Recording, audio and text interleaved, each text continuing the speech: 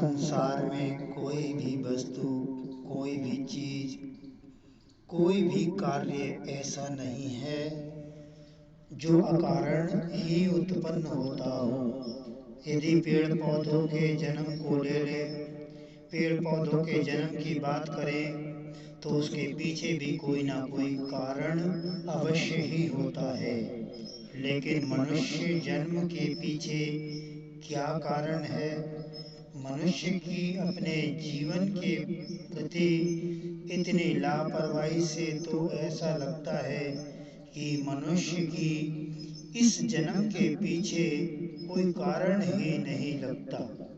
अकारण ही मनुष्य का जन्म हुआ लगता है, जबकि मनुष्य को एक विशेष श्रेणी में रखा गया है। लेकिन काम वही है कि अपना पेट पालना और अपने परिवार का पेट पालना। यह कार्य तो संसार में पेड़ पौधों से लेकर जीव जंतु पशु पक्षी आदि जानवर सभी करते हैं। वो किसी का पेट पालते हैं, अपने परिवार का पेट पालते हैं। इसी प्रकार से इंसान भी करता है। तो फिर इंसान में क्या विशेषता है? हाँ, एक विशेषता हो सकती है। मनुष्य में जो किसी प्रकार के पेड़ पशु पक्षी जानवरों आदि में नहीं हो सकती, वह मनुष्य में विशेषता हो सकती है। वह विशेषता क्या है? वह विशेषता है अपने कल्याण हेतु विचार करने की और मेरी आवाज को समझने की समझ। और अगर यह भी नहीं है तो फिर क्या विशेषता है? अर्थात अपने कल्याण करने की भी विशेषता ना दिखाई दे तो इसे क्या कहें? पूजा पाठ भक्ति इबादत तो सभी कर लेते हैं, लेकिन जिन्हें मेरी आवाज समझ में आती है और पसंद आती है, केवल और केवल वही मुझे पसंद कर सकते हैं। वही मुझे देखकर समझ सकते हैं। वही मुझे पूर्ण रूप से समर्पित हो सकते हैं। वही मेरी संसार में और स्वयं में अनुभूति कर सकते हैं। वही मेरे काबिल हैं और उन्हीं के लिए मेरी आवाज है।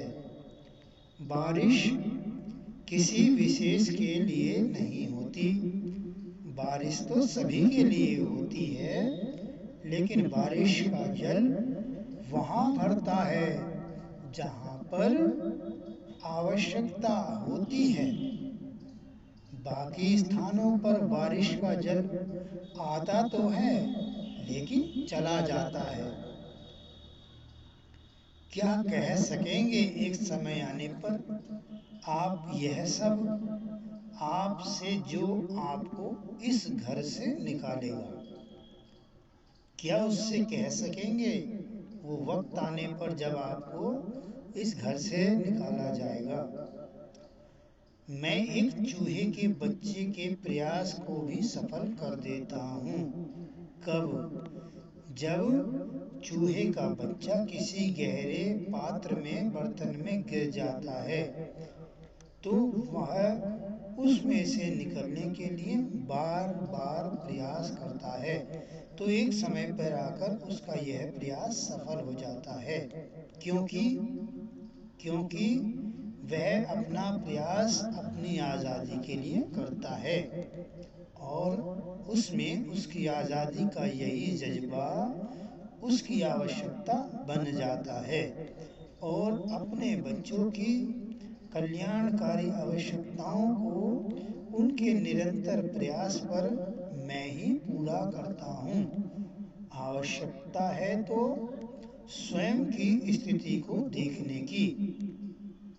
चूहे के बच्चे ने अपनी स्थिति को देखा और उस स्थिति से स्वयं को निकालने का प्रयास शुरू किया।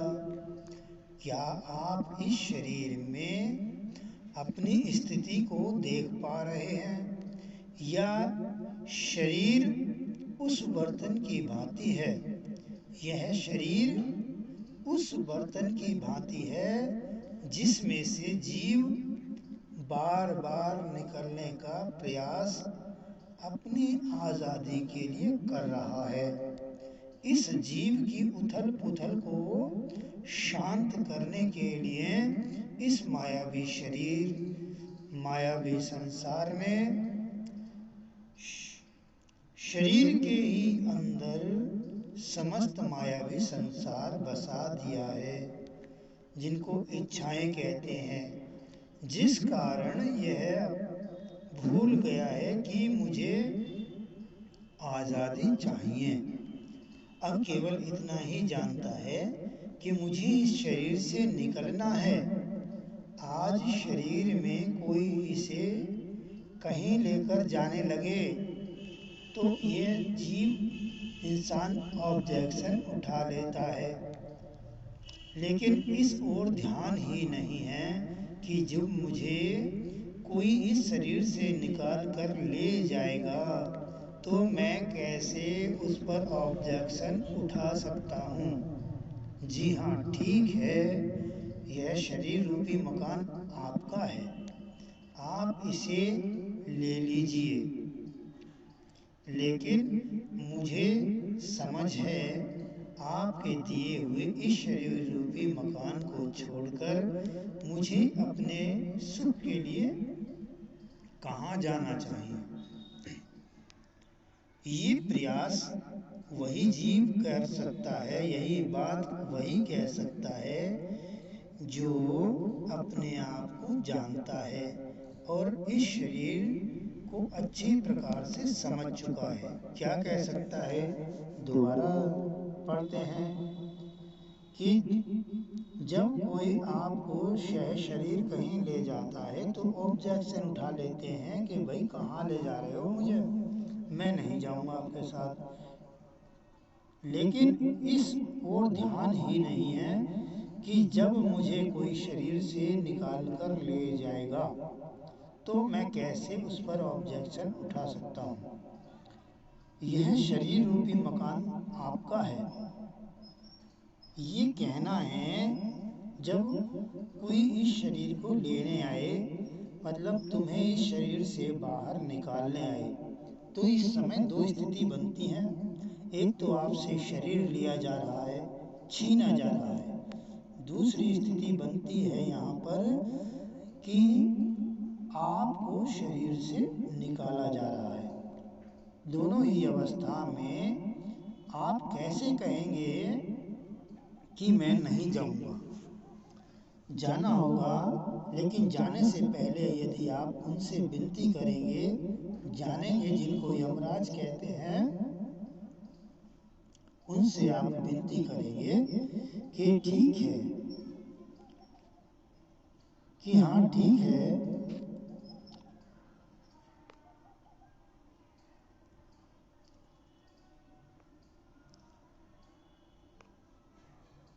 जी हाँ ठीक है, ये शरीर रूपी मकान आपका है, आप इसे ले लीजिए, लेकिन मुझे समझ है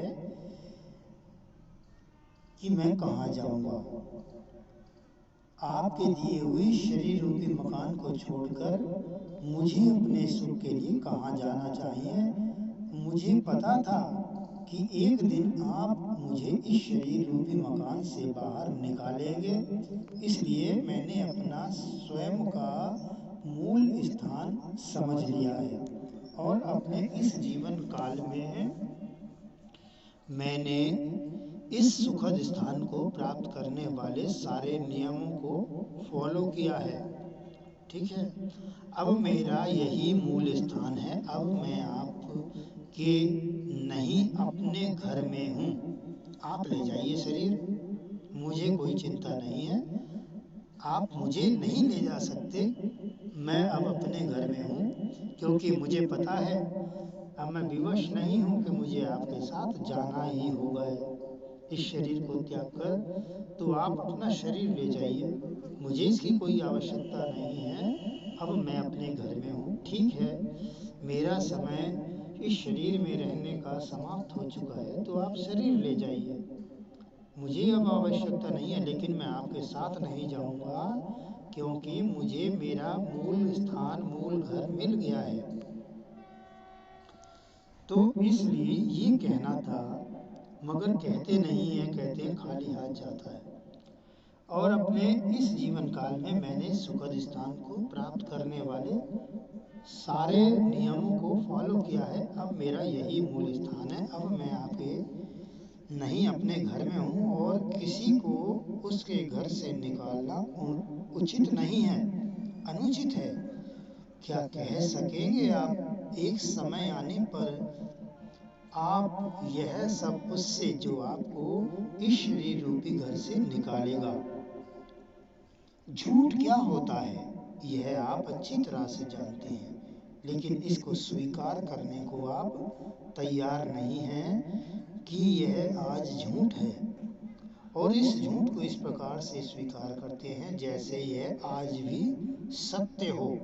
मैं बताता हूँ झूठ क्या होता है और किसके द्वारा निर्मित होता है। झूठ होता है जो कुछ समय के लिए प्रदर्शित होता है संसार में, जो प्रदर्शित होने वाले समय में अपने आप को प्रकट किए रहता है और समय आने पर समाप्त हो जाता है। जो समाप्त हो जाता है वही झूठ होता है।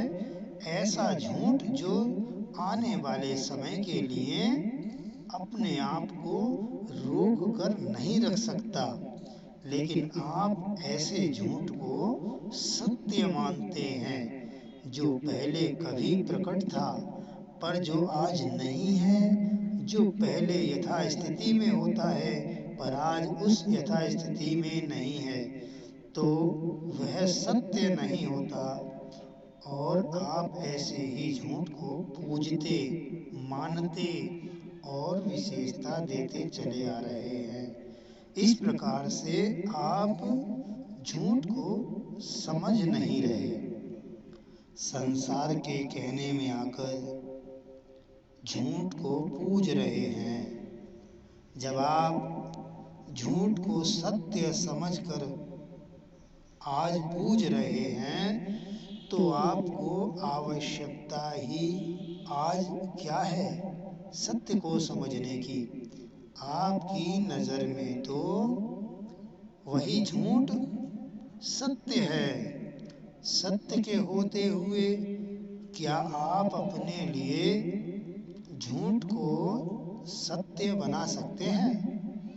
हाँ, मन के बहलावे के लिए तो झूठ को सत्य समझ सकते हैं, जिसको वह मायावी मन झूठा आसानी से स्वीकार कर लेगा, क्योंकि मन को झूठे आनंद को प्राप्त करने का आपने डोज पिला दिया है। लेकिन यह झूठ जीव के कल्याण का कारण नहीं बन सकता। सत्य पर ही विश्वास करता है और झूठ पर ही विश्वास करता है। अर्थात सत्य की सीमा में आया हुआ जीव इंसान केवल सत्य पर ही विश्वास भरोसा करता है। जो सत्य की परिधि में जीव इंसान आ जाता है उसे झूठ पर भरोसा नहीं होता, वह सत्य पर ही भरोसा करता है, विश्वास करता है। और जो झूठ की सीमा में आया हुआ होता है, जो झूठ के एरिए में आया हुआ होता है, वो जीव इंसान केवल झूठ पर ही विश्वास अर्थात भरोसा करता है। सत्य तो यह है कि आपको मुझ पर और मुझको आप पर भरोसा नहीं, विश्वास नहीं। जिस दिन आपको मुझ पर और मुझको आप पर भरोसा हो गया, विश्वास आ गया, उस दिन से आपकी अवस्था ही बदल जाएगी। संसार में जीने का नजरिया ही बदल जाएगा। आपका यही नजरिया आप में मेरी प्राप्ति की उस तड़प को, उस शक्ति को प्रदान करेगा जिसकी आज आपको आवश्यकता ही नहीं दिखाई देती, बल्कि इल्म ही नहीं है, इसका ज्ञान ही नहीं है, इसकी समझ ही नहीं है। क्यों? क्योंकि आपको मुझ पर विश्वास नहीं है, केवल धुंधली सी चाहत है जो इस मेरी माया और मायावी संसार में आपको ही नजर नहीं आती। वह चाहत भी आपको नजर नहीं आती जो आपकी चाहत और आवश्यकता ही नहीं बनती। ये तो इसी कारण से आपकी चाहत नहीं बनती और आवश्यकता नहीं बनती, वो जो धुंधली सी याद है।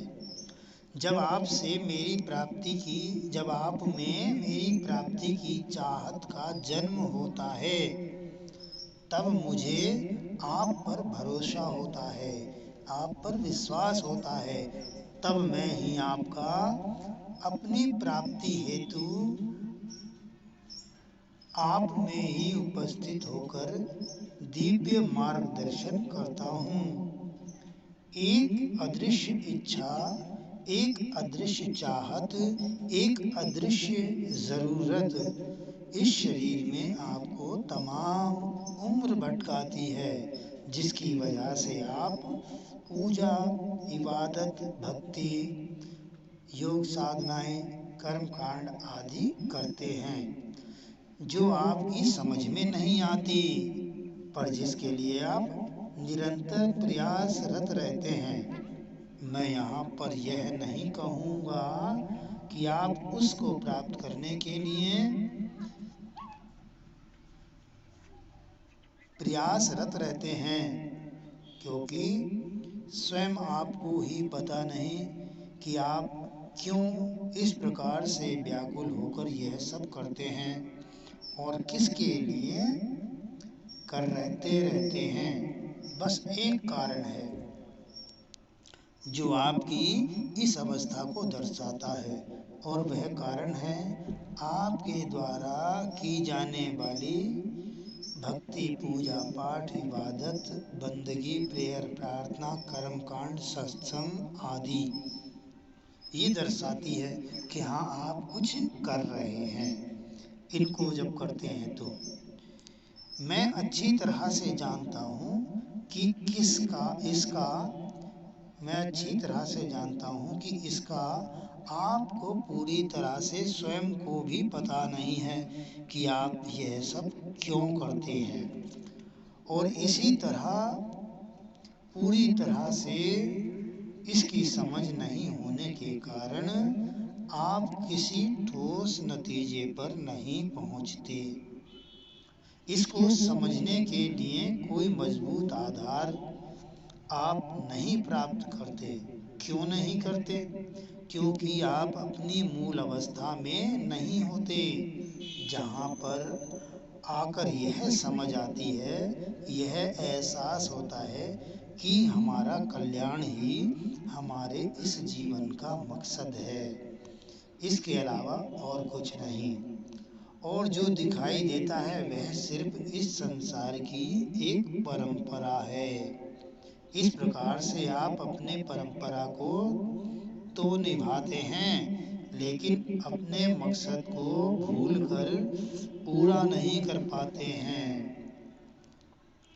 यही आपकी सबसे बड़ी भूल है, और आप इसी भूल का परिणाम आप युगों युगों तक इसी मायावी शरीर में तरह तरह के शरीरों को प्राप्त कर, इस संसार में तरह तरह के मायावी शरीरों को प्राप्त कर जन्म और मृत्यु के चक्र में फंसकर प्राप्त करते रहते हैं।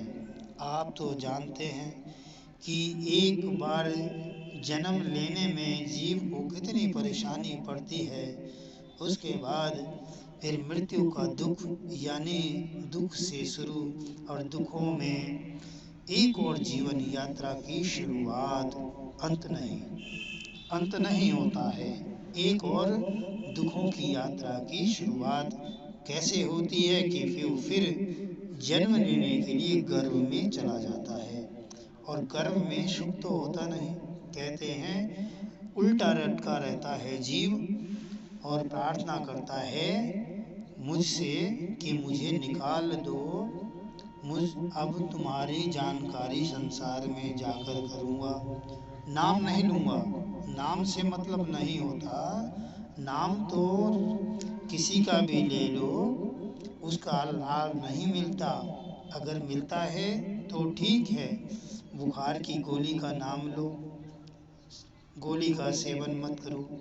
रोटी का नाम लो, रोटी की माला जपो, रोटी का सेवन ना करो। काम बन जाए तो समझ लो यहाँ भी नाम से काम बनना है। यदि समझ कर इसका भोग ना किया जाए, भगवान का, ईश्वर का भोग होता है। इसके विषय में बाद में बात होगी, चलो थोड़ी सी कर लेते हैं। जीव आत्मा को भोग कराता है। ये भोग कैसे होता है? जब जीव आत्मा का सानिध्य प्राप्त करता है तो यूं समझिए कि आत्मा का संबंध जीव के द्वारा सुपर पावर परमात्मा से हो जाता है। फिर जीव और आत्मा मिलकर दोनों परमात्मा का आनंद प्राप्त करते हैं। जो प्राप्त करते हैं वही भोग होता है। ठीक है, तो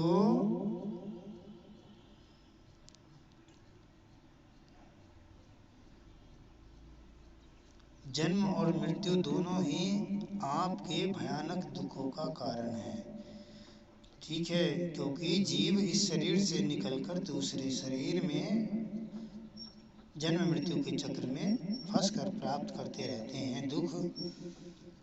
तो जीव जन्म और मृत्यु दोनों ही आपके भयानक दुख का कारण हैं। इसी के कारण आपको संसार के दुखों से और झूठे सुखों से गुजरना पड़ता है, जबकि आपको इस प्रकार के समय से गुजरने की कोई आवश्यकता ही नहीं होती। एक स्थिर अवस्था को प्राप्त कर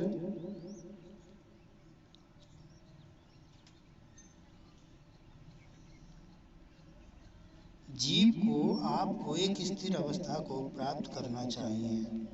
संसार में हर कोई ऐसा नहीं होता जिसको मेरा ज्ञान होता है, मेरा अनुभव होता है, मेरा एहसास होता है।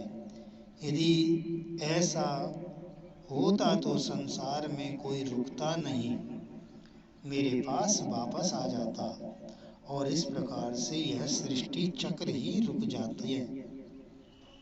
सृष्टि चक्र रुक जाता। अबोध अवस्था में बच्चा इसलिए रोता है कि वह मुझसे जुदा होकर इस माया में, मायावी संसार में नहीं रहना चाहता, नहीं आना चाहता। लेकिन मैं ही अनेकों रूपों में अपने सृष्टि चक्र को चलाने के लिए उसका इस संसार में मन लगाने का कारण बनता हूँ। इतना ही नहीं, अपने ही अनेकों रूप से उसको इस मायावी संसार में उलझाने का कारण भी बनता हूँ। और इंसान इस मायावी संसार में इतना उलझ जाता है कि वह मेरे वर्तमान पर तो क्या, भूतकाल पर भी विश्वास लाकर मेरी ओर से निश्चिंत हो जाता है कि मैं अगर वर्तमान में हूँ तो इस पर तो विश्वास होता ही है, लेकिन वो भूतकाल पर भी विश्वास लाकर मेरी ओर से निश्चिंत हो जाता है। वो मुझ तक नहीं पहुँचता, जिसकी वजह से ये सृष्टि चक्र चलता रहता है। अर्थात इस प्रकार से वह झूठ में उलझ जाता है। लेकिन जो सभी प्रकार की झूठ की मायावी दीवारों को तोड़कर, अपने शरीर की दीवार को भी तोड़कर, अपनी हस्ती को मिटाकर,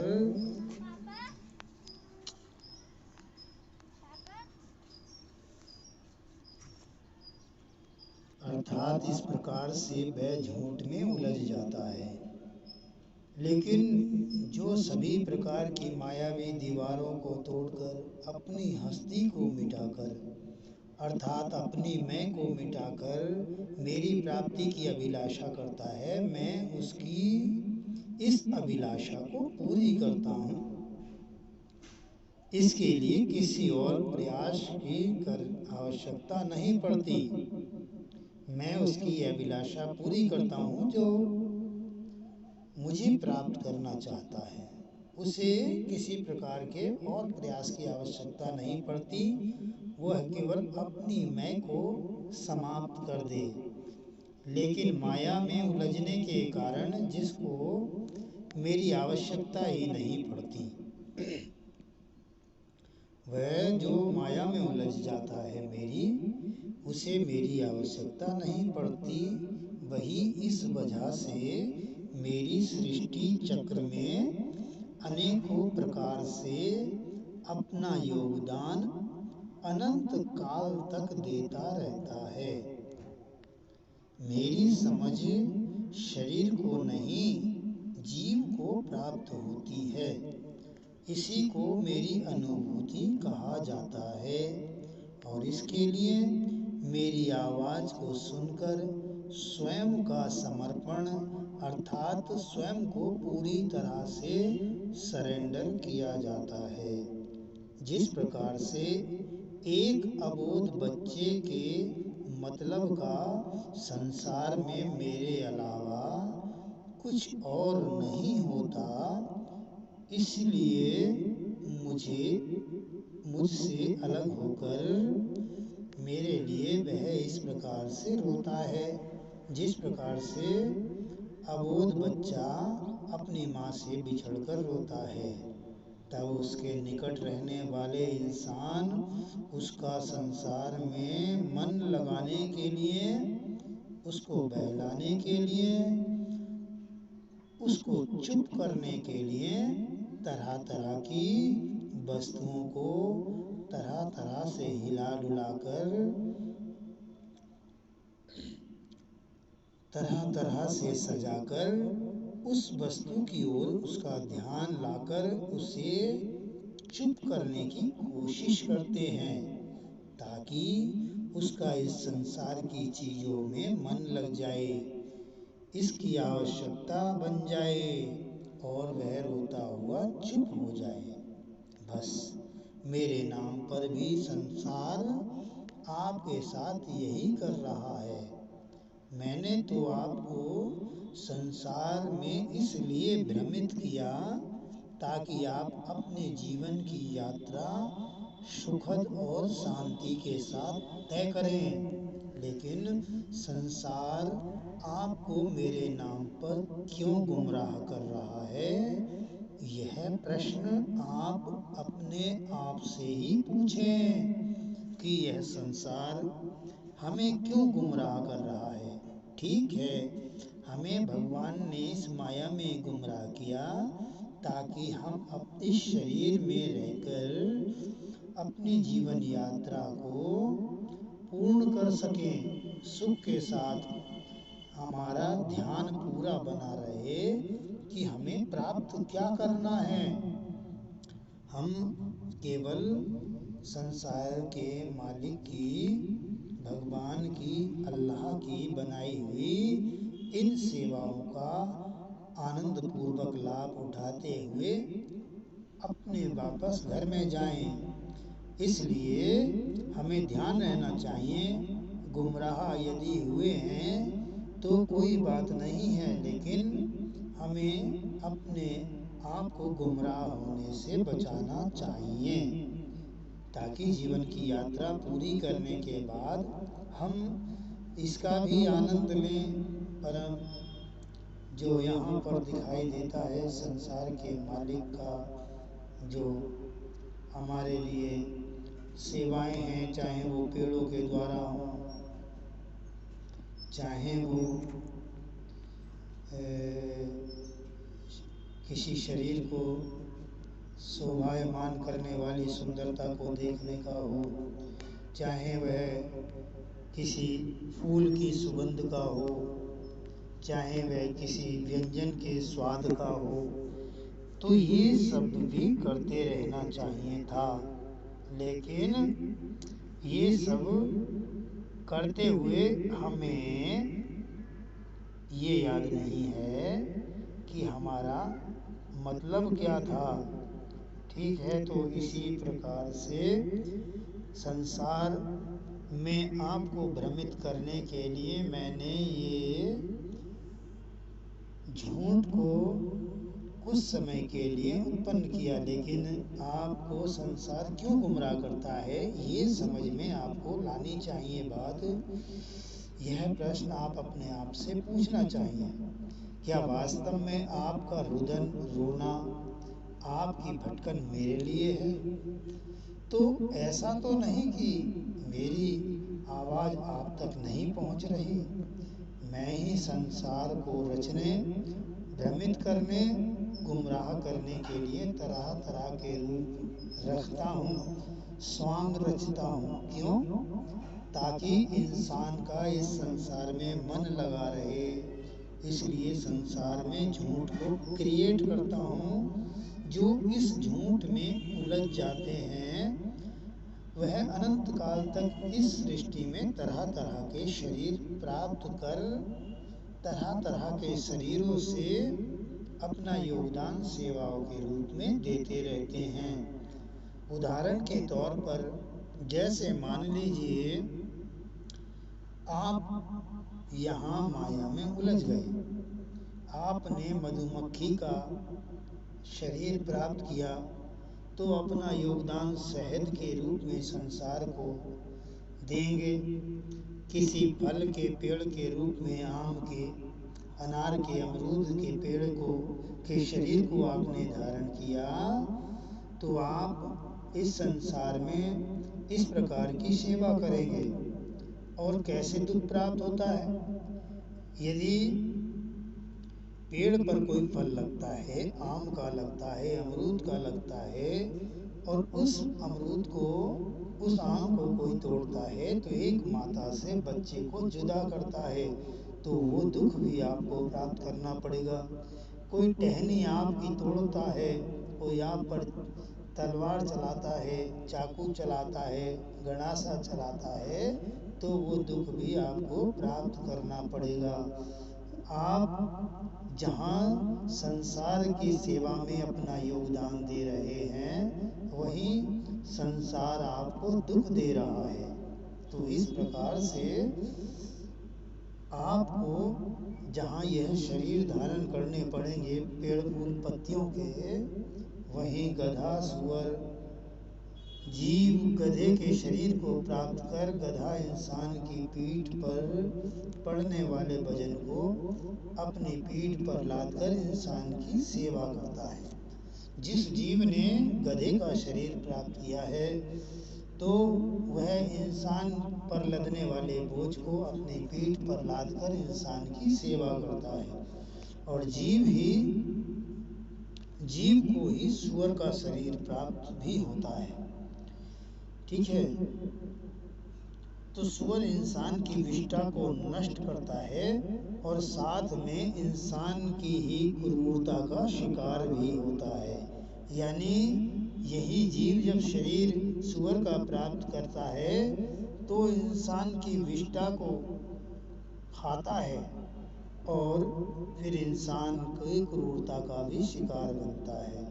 तो इसी प्रकार से जीव अन्य प्रकार के शरीरों को प्राप्त कर मेरी सृष्टि में अपना योगदान और सेवाएं प्रदान करता है, और यह सब कर्मों के आधार पर जीव को करना पड़ता है। लेकिन जो जीव मुझे जान जाते हैं वह फिर यमराज के साथ नहीं जाते, कहते हैं कि ठीक है, ये शरीर तुम्हारा है, इसे ले जाओ, मैं तो अब कहीं जाने वाला नहीं, मुझे मेरे घर से आप निकालेंगे, जबकि मैंने आपके सभी नियमों को, इस घर में रहने वाले सभी नियमों को फॉलो किया है, तो ये कार्य आपका उचित नहीं है, अनुचित है।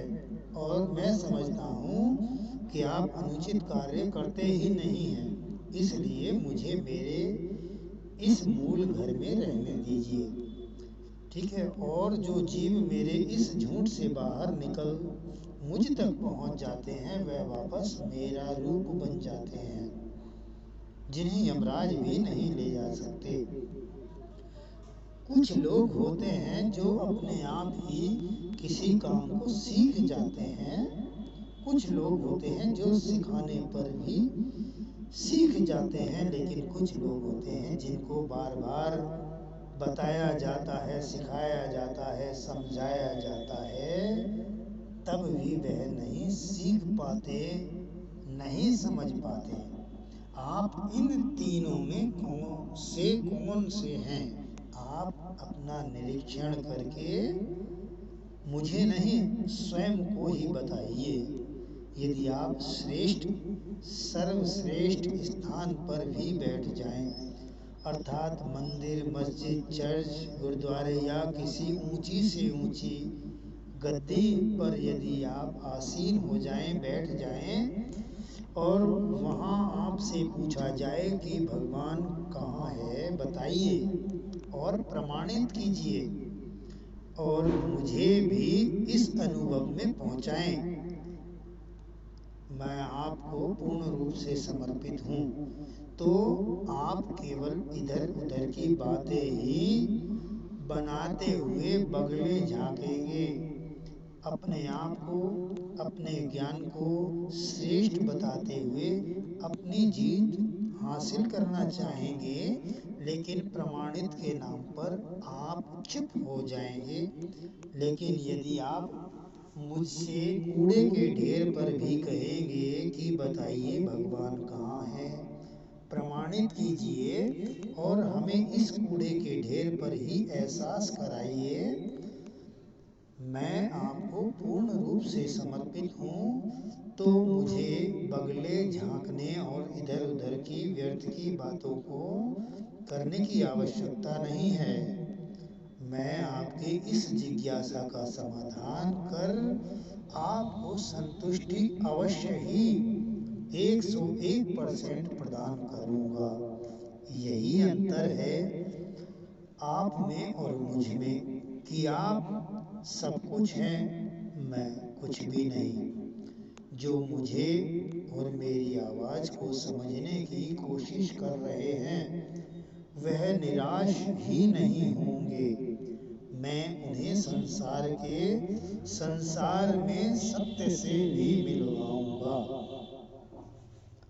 कह रहे हैं, मैं उन्हें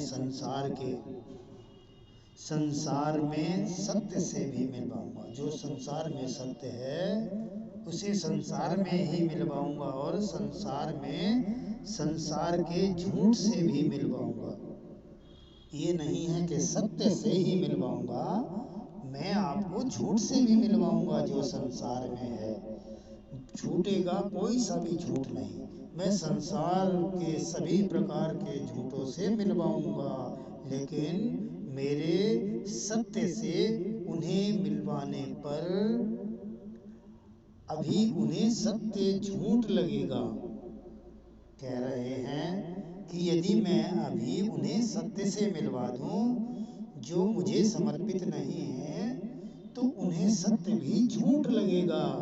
इसलिए आपकी पूरी तैयारी होनी चाहिए, लेकिन झूठ को सत्य में बदलने की शक्ति मेरी आवाज से प्राप्त करनी पड़ेगी, कि आपको वो शक्ति प्राप्त करनी पड़ेगी मेरी आवाज को समर्पित होकर, जिससे आप इस स्थिति के काबिल बन जाएंगे। ठीक है। और जो आपको झूठ सत्य लग रहा है आज, उसको बदलने की शक्ति कि वो झूठ लगे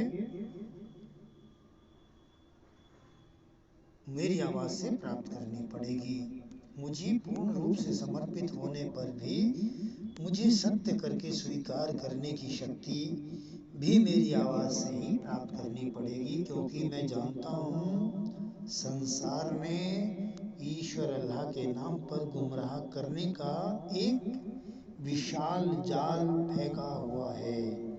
जीव को फांसने के लिए एक विशाल जाल फैलाया हुआ है। सही समझ नहीं होने के कारण जिसमें जीव अर्थात आप आसानी से फंस जाते हैं। आप मुझसे पूछते हैं मैं कौन हूँ, तो अपने विषय में झूठ में आपको बताना नहीं चाहता। अपने विषय में मैं आपको झूठ बताना नहीं चाहता और सत्य को आप समझ नहीं पाएंगे, विश्वास नहीं कर पाएंगे। इसलिए आपके इस प्रश्न पर मैं खामोश रहता हूँ। स्वयं को जानने वाला ही मुझको जान सकता है, या मेरी आवाज को पूर्ण समर्पण होने वाला ही मुझको जान सकता है। मैं हर समय अपने मालिक की गोद में रहता हूँ, खेलता हूँ, सोता हूँ। इसलिए व्यर्थ मैं किसी से मिलता नहीं, बस अपने मालिक से ही मतलब रखता हूँ, अपने मालिक से ही वार्तालाप करता हूँ। मैं हर समय अपने मालिक की गोद में रहता हूँ, खेलता हूँ, सोता हूँ। इसलिए व्यर्थ मैं किसी से मिलता नहीं, बस अपने मालिक से ही मतलब रखता हूँ, अपने मालिक से ही वार्तालाप करता हूँ। मैं केवल उनसे मिलूंगा जो ईश्वर अल्लाह से मिलना चाहते हैं, और वह भी तब जब मैं उन्हें इस काबिल समझूंगा।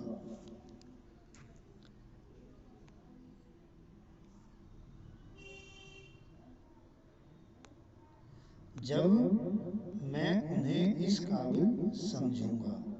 ठीक है, वह भी तब जब मैं उन्हें इस काबिल समझूंगा। तब मैं पहले उन्हें कच्चे ईश्वर अल्लाह परमात्मा से मिलवाऊंगा, जिसमें मैं उनकी आवश्यकता की परख करूंगा। उसके बाद मैं उन्हें पक्के ईश्वर अल्लाह परमात्मा से मिलवाऊंगा। इस कच्चे और पक्के ईश्वर अल्लाह के रहस्य को केवल मैं ही जानता हूँ। इससे पहले इसको समझने की कोशिश न करें, क्योंकि यह बात यहाँ तक पहुँचने से पहले समझ में आने वाली ही नहीं है। जब तक आप यहाँ तक नहीं पहुँचेंगे, कच्चे और पक्के ईश्वर तक, अल्लाह तक, तब तक आपकी समझ में ये बात नहीं आएगी। इससे पहले मेरी आवाज़ को समझकर अपनाते हुए अपनी तैयारी शुरू करें। आपकी तैयारी पूर्ण समर्पण भाव के साथ ही होती है तो व्यर्थ नहीं जाएगी। वास्तविक आनंद को छोड़ने के बाद जीव की किस्मत में भटकना ही होता है। किस लिए?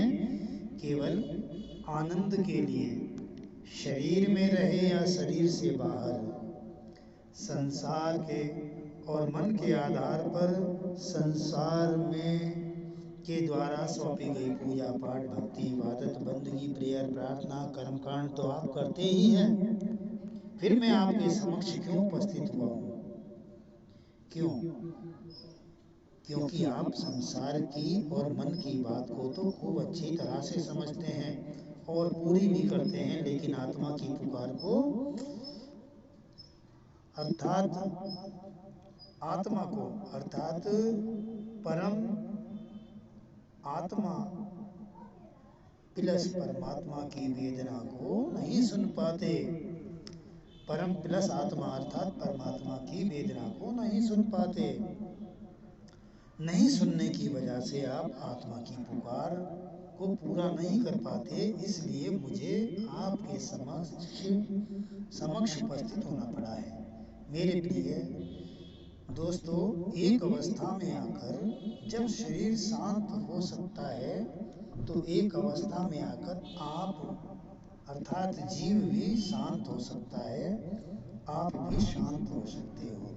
शरीर जब शांत होकर अपने मूल तत्वों में मिल सकता है तो आप भी शांत होकर अपने मूल तत्व में मिल सकते हो।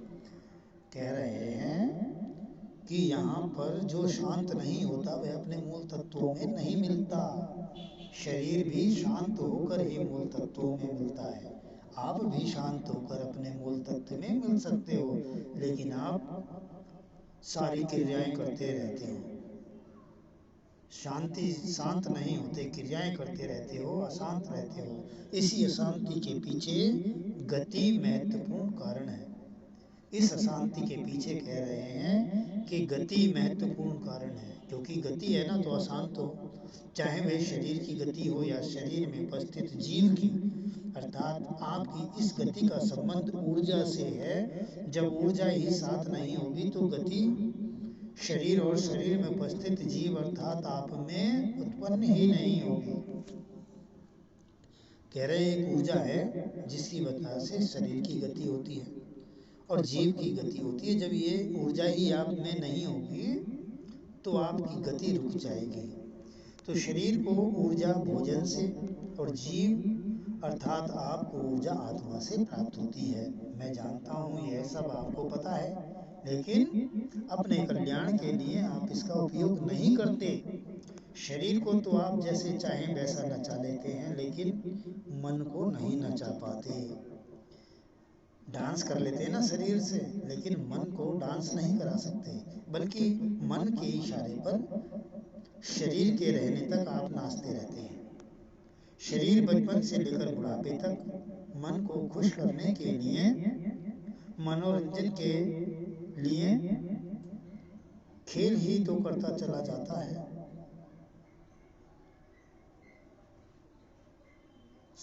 शरीर करता चला जाता है। कह रहे हैं बुढ़ापे तक, बचपन से लेकर बुढ़ापे तक मन को खुश करने के लिए, मन को मनोरंजन देने के लिए खेल ही तो करता चला जाता है। संसार का प्रत्येक जीव इंसान शांति चाहता है। क्यों? क्योंकि जीव अपनी परम शांति का अंश है, इसलिए शांति चाहता है। और इसलिए अपनी परम शांति को प्राप्त करने के लिए अनजाने में, अज्ञानता में जीव अशांत रहता है। इस मायावी संसार में आकर मायावी शरीरों को प्राप्त करके जीव इस मायावी संसार में भटकता रहता है। परम शांति प्राप्त करने के लिए जीव को चाहिए, क्या चाहिए? कि वह अपने आप को समझे, फिर अपनी शांति का कारण परम शांति अर्थात मुझको समझकर मुझ में उपस्थित हो जाए। आज संसार का प्रत्येक जीव इंसान पूर्ण रूप से झूठ को समर्पित हुआ बैठा है, झूठ को सत्य समझे बैठा है। क्यों? क्योंकि जिस जीव इंसान को सत्य का बोध होने के बाद भी जो सत्य के संपर्क में आने से सत्य की अनुभूति एहसास होता, वह नहीं है। कह रहे हैं कि जो सत्य को जानता है वह सत्य के संपर्क में आने से सत्य की अनुभूति का एहसास होता है, तो संपर्क में नहीं है।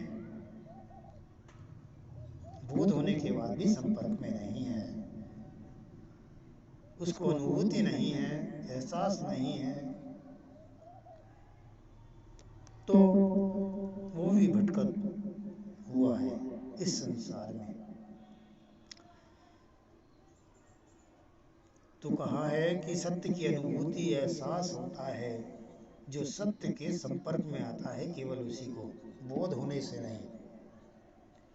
आज वह नहीं है इंसान को, बोध तो है लेकिन एहसास संपर्क नहीं है। तो आस्था और श्रद्धा के अनुसार शारीरिक अवस्था में रहकर, क्योंकि वह सब शरीरों को समर्पित रहता है, इसलिए संपर्क नहीं है। जब संपर्क एक से ही हो सकता है जीव का, चाहे वो शरीर से कर ले, शरीरों से कर ले, चाहे वे आत्मा के साथ रहकर परमात्मा से संपर्क कर ले।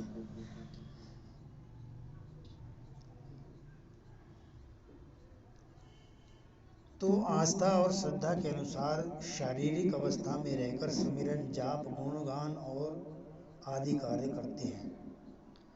ये जब शरीर अवस्था में रहता है तो ये सब काम कर सकता है जीव। ये संपर्क नहीं होता है, ये सत्य से संपर्क होता ही नहीं है, लेकिन स्वयं इनका रूप नहीं बनते। अब इन्हीं का तो रूप बना पड़ा है इंसान, कि जाप भी कर रहा है, सिमरन भी कर रहा है, सत्संग भी कर रहा है, तो शरीर का ही तो रूप बना पड़ा है, जब ही तो कर रहा है। लेकिन जहाँ पर आकर यह सब उच्चारण व्यर्थ हो जाते हैं, और यह तब होता है जब जीव को मेरी अनुभूति एहसास हो जाती है, तब ये सब उसको व्यर्थ लगने लगते हैं। मेरे संपर्क में आ जाता है तो ये पूजा पाठ, सत्संग, भक्ति, ये सब व्यर्थ लगने लगते हैं। मेरा यही एहसास, अनुभूति पूर्णतः जीव इंसान को मोक्ष में उपस्थित कर देता है। ठीक है, जब संपर्क हो जाता है, अर्थात जीव इंसान को दुखों की सीमा से निकाल परम सुख में स्थापित कर देता है। मेरा बोध होने के बाद भी आप तब तक झूठ की पूजा, बंदगी, इबादत, सुमिरन, जाप आदि करते रहेंगे, सत्संग करते रहेंगे, जब तक आपको केवल संसार में ही नहीं बल्कि स्वयं में भी सत्य की अर्थात मेरी अनुभूति, मेरा एहसास नहीं होगा। ध्यान रहे, आप झूठ को तभी तक सत्य मानते हैं जब तक आपको मेरी अनुभूति एहसास नहीं है। जिस जीव इंसान के हिस्से में मेरी अनुभूति एहसास नहीं आता, निश्चय ही वह जीव इंसान के शरीरों को त्यागते ही केवल 100-200 वर्षों के लिए नहीं बल्कि अनंत काल के लिए दुखों के भवसागर में डूब जाता है। और यह भवसागर कहीं और नहीं, आपके ही सामने है। आपको चेतन करने के लिए जिसका नज़ारा प्रतिदिन मैं आपके समक्ष सामने पेश करता हूँ, लेकिन पूर्ण रूप से झूठ को समर्पित होने के कारण आप गफलत की मीठी और गहरी नींद से अपने कल्याण के लिए जागते ही नहीं। क्या आप जीव को प्राप्त होने वाले इस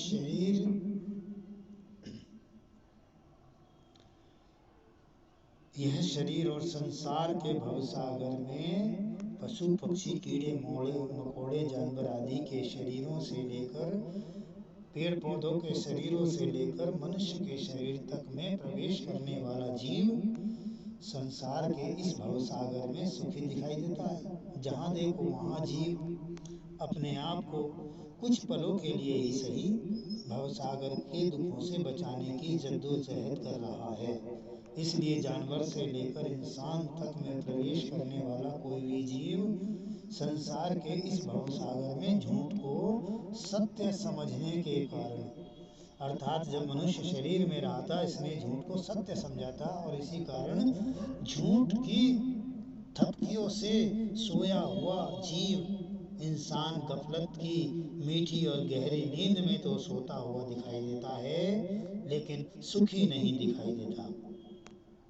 और निरंतर सुख पाने के लिए तरह तरह के कार्य और अनेकों प्रकार की क्रियाएं ओंगा नींदी में ही करता जा रहा है। इसी ओंगा नींदी में जीव इंसान सुख तो चाहता है, लेकिन साथ ही मनमानी करना भी चाहता है।